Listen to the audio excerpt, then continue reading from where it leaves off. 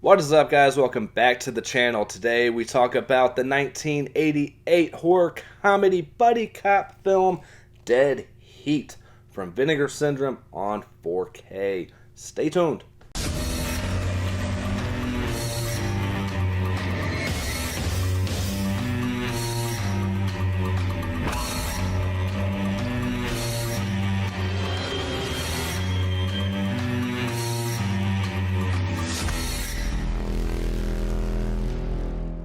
Alright guys, what is up? Welcome back to the channel, back with another review for you guys. And yes, today we're talking about Dead Heat from Vinegar Syndrome on 4K. I know this was a highly anticipated release. A lot of people really enjoy this film, and we're looking forward to the 4K release from Vinegar Syndrome. And I will say right off the bat, as far as the quality of this, it's kind of hit and miss. We'll talk about that a little bit first before we go into what the story is about for those who haven't seen it. The quality isn't great at times. It's kind of back and forth between being grainy and being pristine looking. For example, there's a scene in here that takes place in a restaurant. I'll just leave it at that because I don't want to spoil too much for those who haven't seen this. That whole sequence looks amazing. The effects still hold up pretty good that's going on during that time too. But there's other scenes that just look like crap. I don't know. It's just kind of all over the place with the video transfer on this. I'm sure, like usual, that they did the best they could with the elements they were given to work with.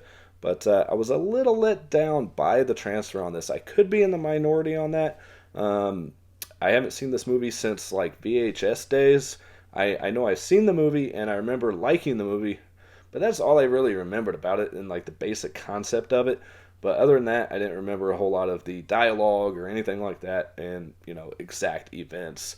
But the audio on here is pretty good. They usually do a pretty good job with upgrading the audio on the 4K releases, but the video's just kind of hit and miss. I don't know, if you don't have a 4K player and you're wanting to get this for the Blu-ray, I'd say you're fine with that. I don't think the 4K is much better than the Blu-ray.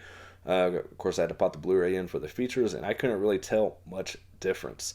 So, I don't know. Just a little bit disappointing. Again, I could be in the minority on that. I do have like a high-end 4K player and TV, so I don't know.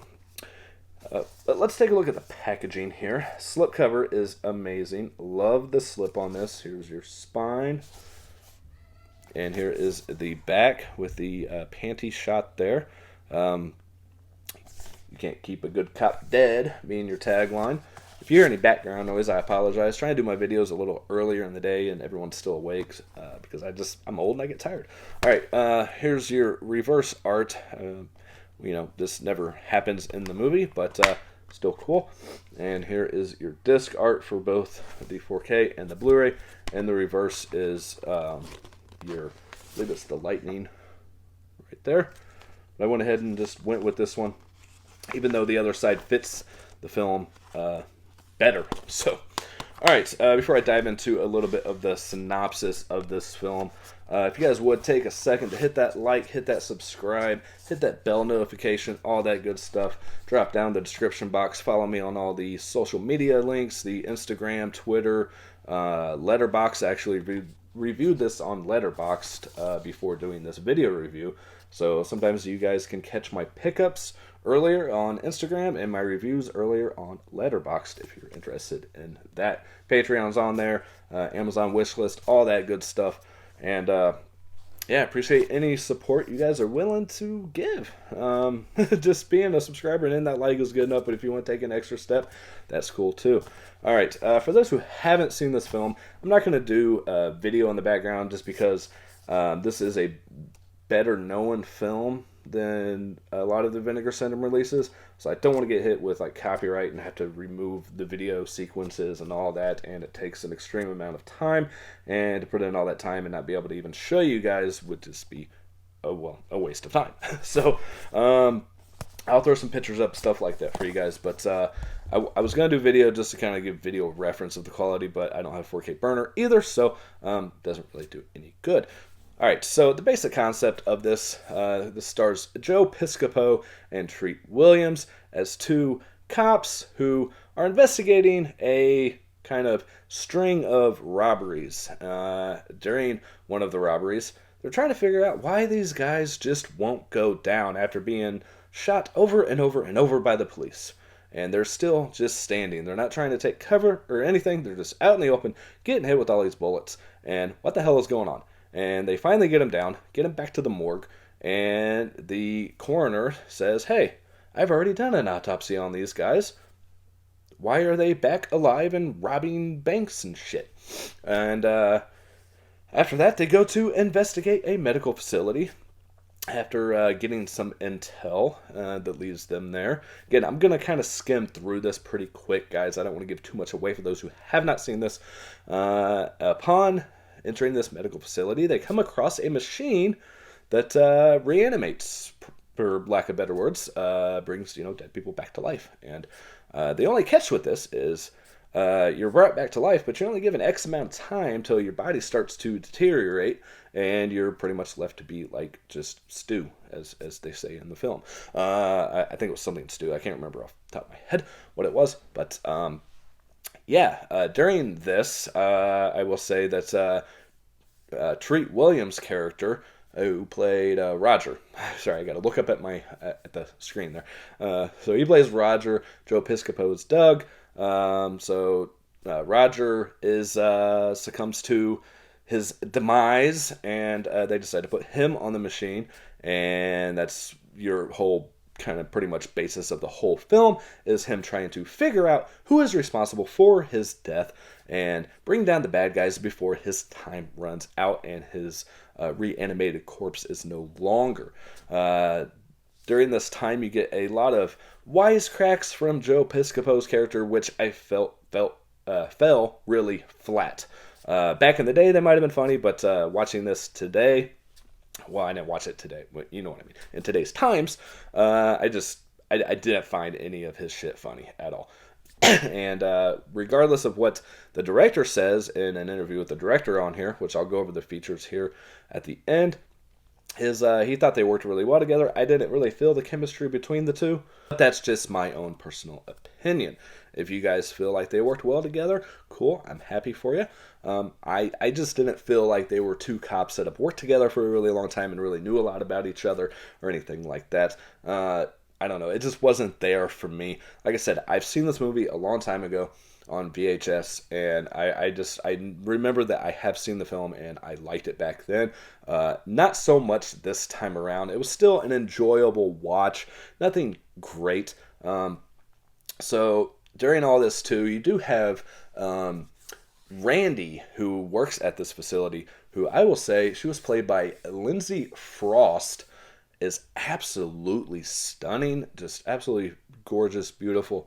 There's some scenes, there's a bathroom scene that turns into not so good of a scene, but during the beginning of that scene, just the close-up on her face and everything, at the beginning of it, just wow, she was a definite looker back then, for sure. And then you have what's her name, Claire Kirkconnell, who plays Rebecca, the coroner. She was pretty attractive as well. I feel like her character was a little underutilized. You felt like there was like some like love interest between her and Treat Williams' character, and then there's something that happens to her character, and it's like nobody gave a shit.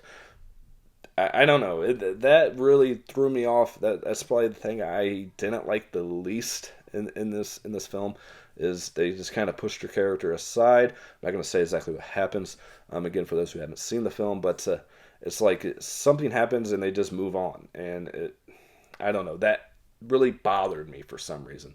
No nudity in this film, for those wishing for that. That does not happen.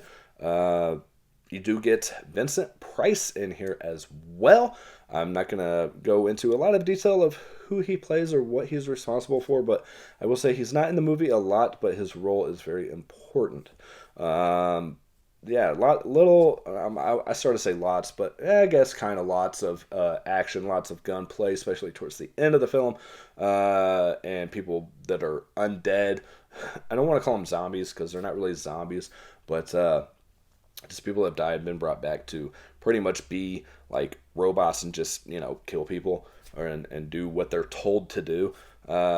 There's some good shootout scenes and things like that. I will say again with the interview with the director that the film had to be toned down a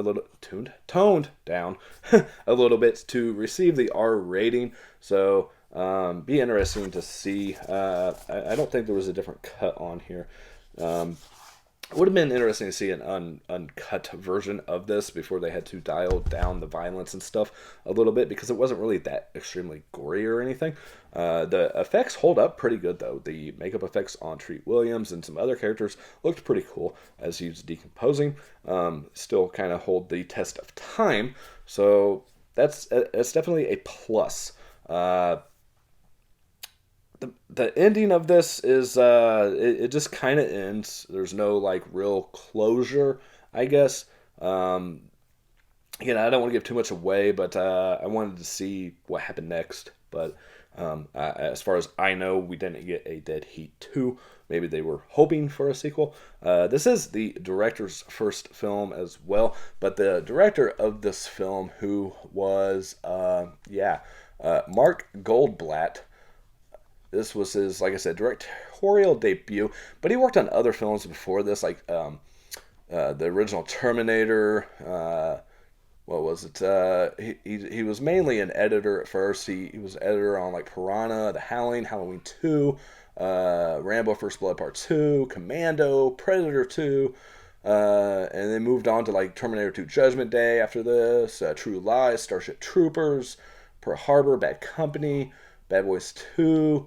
I mean, he worked on a lot of A-list films, but this was his first directorial debut. So, a good first effort, I will say that, but, he definitely had a lot of training. Of course, back then, everyone seemed to work with Roger Corman, and he did as well. It's pretty much where he got his start with the, as he said, the original New World Pictures, not the New World Pictures we know of now, or something.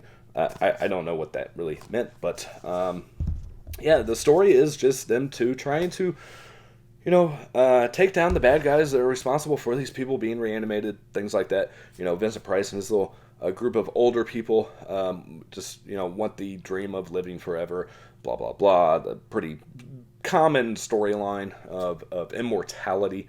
They found a way to fix this to where you didn't decompose after a certain amount of time. I think I only had like 12 hours before you turned into like a stew. But I don't know. It just, the action scenes were decent enough. I just didn't feel like the chemistry between the two was that great. And Joe Piscopo's character of what I say his name was, I don't remember now. I already forgot his name. Doug. I didn't really like the character. I really didn't. I cared about Treat Williams' character of Roger, but Doug could die, and I didn't give a shit. I mean, I don't know. I actually cared more about the character of Rebecca, the coroner, and then she's just, like I said, I'm not going to give it away, but I don't know, guys. I gave this 3 stars on Letterboxd. It's just kind of in the middle for me. I mean, I could have gave it 2.5. It's only based out of 5, but I gave it 3 because they did have Vincent Price in there, and there was some pretty cool effects. But overall, if you're thinking about purchasing this from Vinegar Syndrome, unless you're just really wanting to make sure you get this nice slip, I would wait for a cheaper price, find it second hand. I don't think it's worth the full purchase price of like $35 or however much it is on the site. I believe most of their 4Ks are a little bit more than the regular releases, so I would definitely hold off. I don't feel like it's a full price purchase. Of course, I'm a subscriber, so this came with my subscription. Let me know what you guys think of this film, what you guys thought of the transfer. Again, maybe I'm just nitpicking. Maybe I expected better. I had higher hopes. I don't know.